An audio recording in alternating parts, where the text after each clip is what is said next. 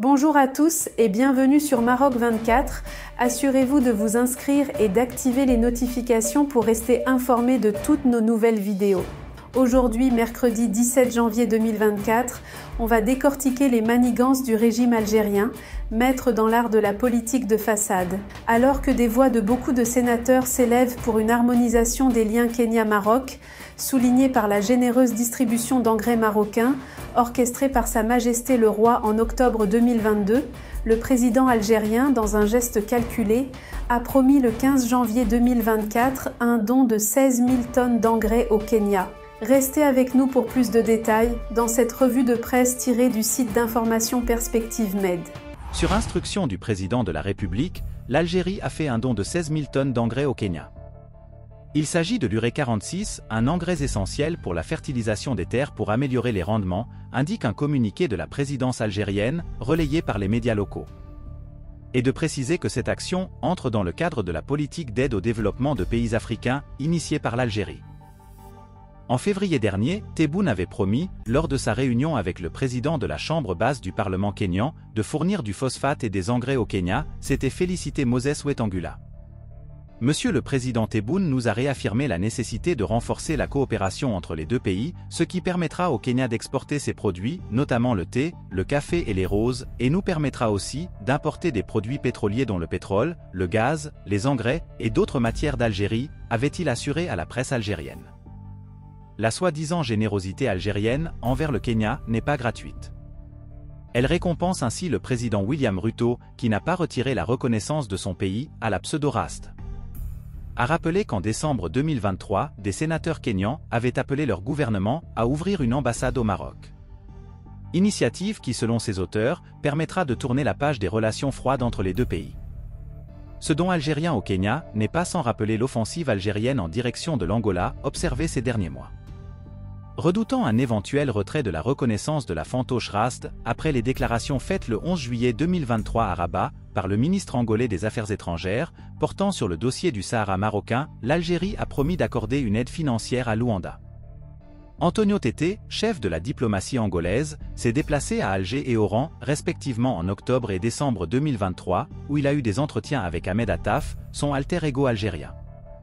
Ce qui s'est soldé plus tard par l'accueil accordé João Lourenço, président angolais, à un émissaire des séparatistes du Polisario. C'était en novembre dernier.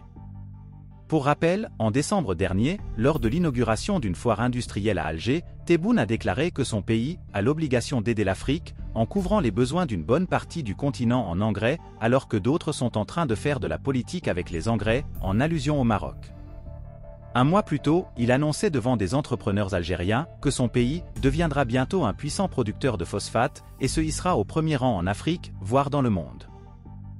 Haro sur les ports marocains. Mais dans sa guerre larvée contre le Maroc, l'Algérie se permet tout.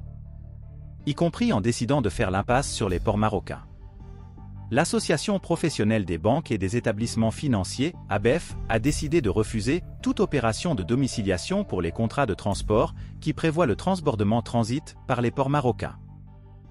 En foi de quoi, elle invite les entreprises algériennes à s'assurer auprès des opérateurs économiques que le transbordement transit n'intervient pas par les ports marocains.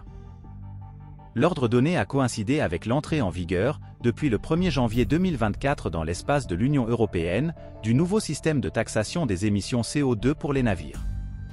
En effet, en 2024, 40% de ces émissions sont soumises à une taxation. En 2026, elle passera à 100%. Une charge financière de plus, pour les grands transporteurs internationaux de produits, notamment en provenance d'Amérique du Sud à destination du marché algérien.